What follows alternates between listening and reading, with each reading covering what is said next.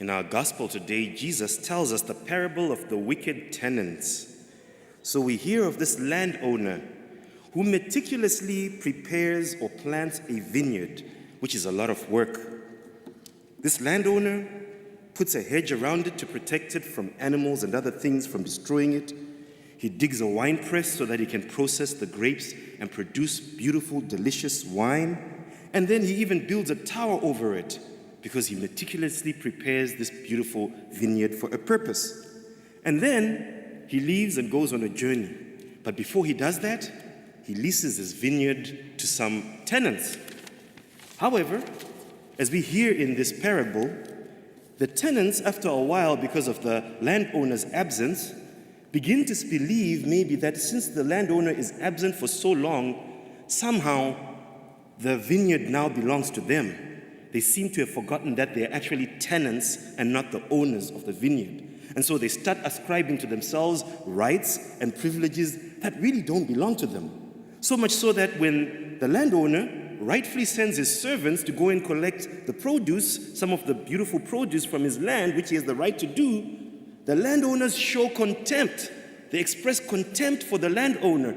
The tenants express contempt for the landowner to the point that they take the servants. One they beat, another they stone, and another one they even kill, almost saying, "You don't ever say it, what happens here? This is our vineyard, stay away." And then the landowner is very patient, so he sends a second wave of servants who are more numerous than the first. And again, they do the same thing. And again, the landowner is so patient, he even takes a risk. He sends his son, and in his thinking he's saying, maybe if they see my son, they will respect him and remember, this does not belong to you, this belongs to me. You are tenants, and it's good that you're tenants, but you need to respect me. What do? When they see the son, the tenants say, "Oh, this is the heir. Come, let us kill him and acquire his inheritance." They think they can just grab this man's inheritance. And so what do?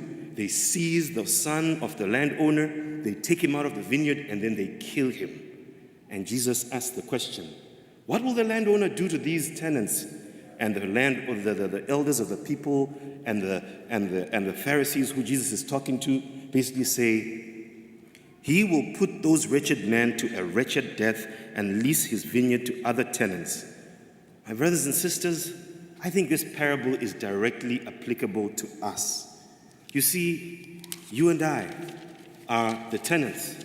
God is actually the vineyard owner or the landowner. And God created us. He created the world. He gave us this gift of life.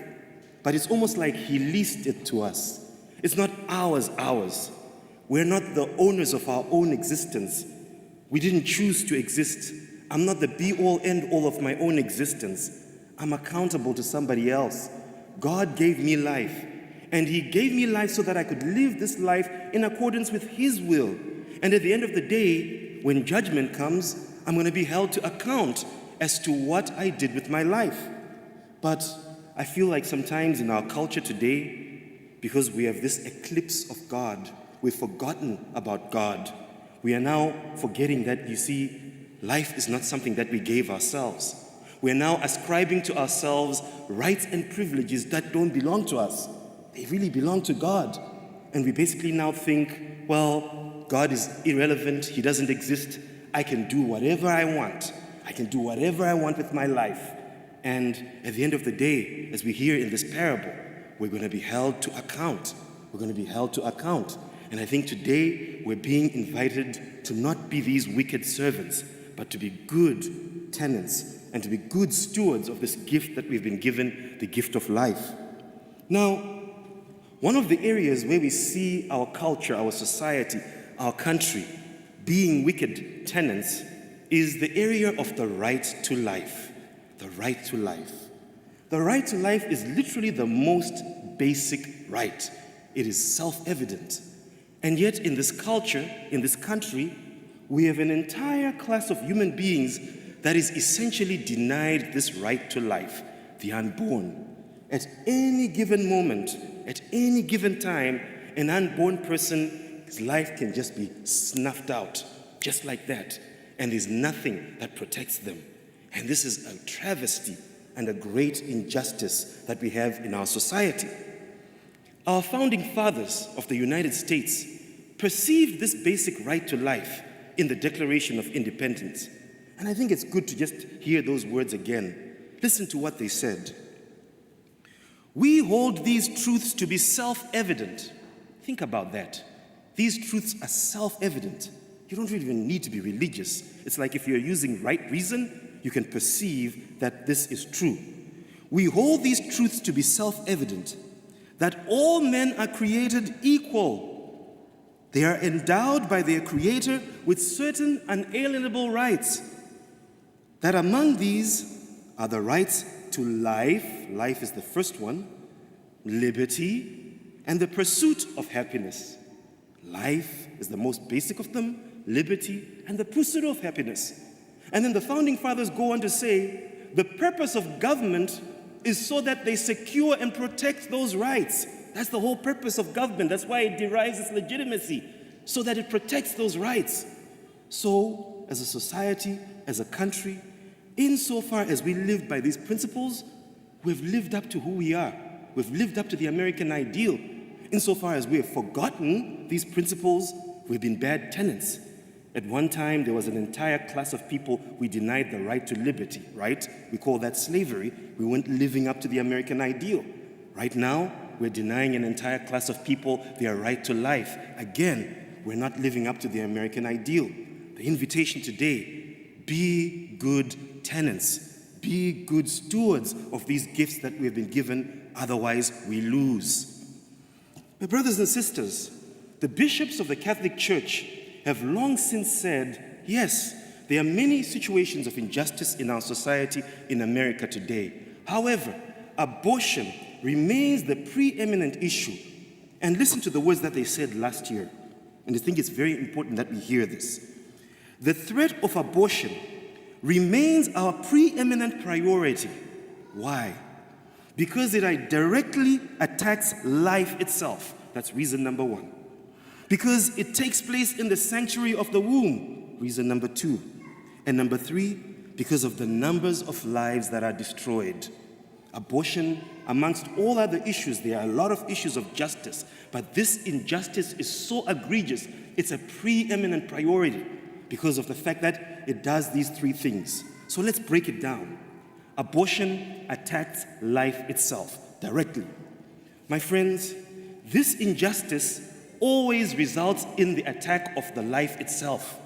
We have other injustices in our society, and they are horrible and they are bad. They attack the dignity of the person, and they are horrible, and they need to be done away with. But abortion is particularly egregious because it directly attacks life itself, because it always results in the death of somebody, the death of an unborn person. And what is particularly tragic about this situation is this person is the most innocent of all people. They have done absolutely nothing wrong. They have done nothing to deserve it. Their only crime is existing in the wrong womb at the wrong time. And therefore, they are basically subject to this horrible violence. Furthermore, this class of people, the unborn, who are attacked by this egregious evil of abortion, have no voice. They can't speak for themselves. Other groups whose dignity is violated in our society, they can at the very least speak for themselves. They can demonstrate, they can write letters, they can march, no justice, no peace. They can speak for themselves. But the unborn, they can't speak for themselves. They are 100% dependent on other people to speak on their behalf. And if we, the body of Christ, we don't speak for them, they just die. They just die each day, just like that. And you and I as Catholics, as Christians in particular, are always called to stand with the most vulnerable, to stand with those who are most attacked. And what class of human beings in our society is more vulnerable than those who are unborn? Remember, we have laws on the books that legislate abortion. We have laws on the books that legislate abortion. With other injustices, are there necessarily laws on the books? It's egregious. It's horrible. Furthermore, very often the same kinds of arguments we've heard before in our history are used as a pretext to justify this grave evil. And very often what happens is people will diminish the humanity or the personhood of the unborn so that they can justify this action of abortion. The kinds of arguments that we heard before in our history to dehumanize, to diminish the personhood of the unborn, they are not really human. They are a clump of cells. My body, my choice. Even though the science tells us contrary. The science clearly tells us that single-cell organism at the moment of conception is distinct from the mother. It's got its own DNA, sometimes its own blood type, and all it needs is time, nutrition, oxygen, just like any other human being, and it'll grow. Our faith even confirms that, right? Before I formed you in your mother's womb, I knew you. Before you were born, I called you to be a prophet. Jeremiah. We celebrate Immaculate Conception on December 8th. Why do we celebrate that? The conception of Mary. Because at that moment of conception, she was a person. How about the words we say in the Holy Rosary? Blessed are you among women, and blessed is the fruit of your womb. Whose words are those? Elizabeth. When Mary walked into the house of Elizabeth, the baby within Elizabeth's womb jumped for joy, and then she said those words to Mary, who also was pregnant with Jesus. Were they jumping for joy at clumps of cells, or were they jumping for joy because there were persons in there? And so both faith and science confirm this is a person. These same kinds of arguments we saw, my friends. The people who loved slavery, they used racism as a pretext for slavery. Africans, black people, they aren't really human. We don't really have science to prove they're human. Therefore, it's okay to buy and sell other human beings. It's okay to ill-treat them. Do you see that? We're repeating the same mistake. That is why, my brothers and sisters, the bishops are reminding us, this is the issue of our day. This is the preeminent issue of our day. It is egregious. It is a violation of the dignity of the human person. And if we don't see this issue because it's not popular to see it this way, if we're blind on this issue, we're going to be blind on other issues. And therefore, my friends, be good tenants. Be good tenants. Stand up for the right to life. Stand up for the unborn. Do whatever you can to end this terrible plight that afflicts our society. Towards the end of this homily, remember, this thing attacks life, as the bishops say, in the sanctuary of the family. The family is meant to be a place of peace. All our institutions are there designed to give the family, to protect the family. And yet Satan has brought this evil into the very heart of the family, the womb of a mother, which is a place of intimacy between the mother and the child. That's where the violence has been brought in.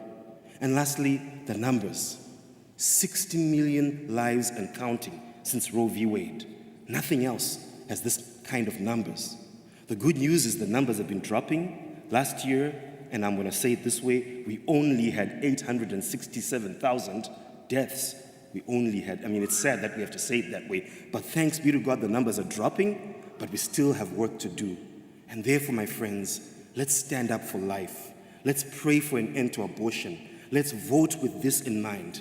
We cannot ignore this injustice. If we are blind to this glaring injustice that sticks to our faces, then all our other rights are illusory. If we deny this most basic right to life, then we don't have any other rights. It's arbitrary. That's why it's so important that we stand up for life. Finally, I just wanted to say this.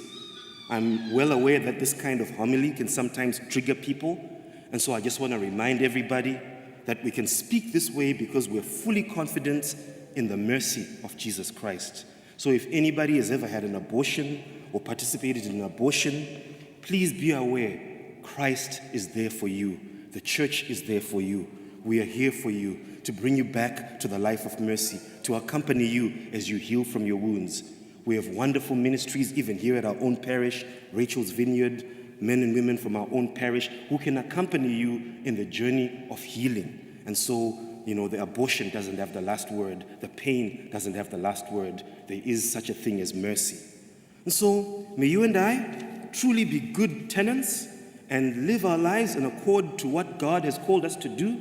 May you and I work as hard as we can to build a culture of life and build a civilization of love. Praise be Jesus Christ.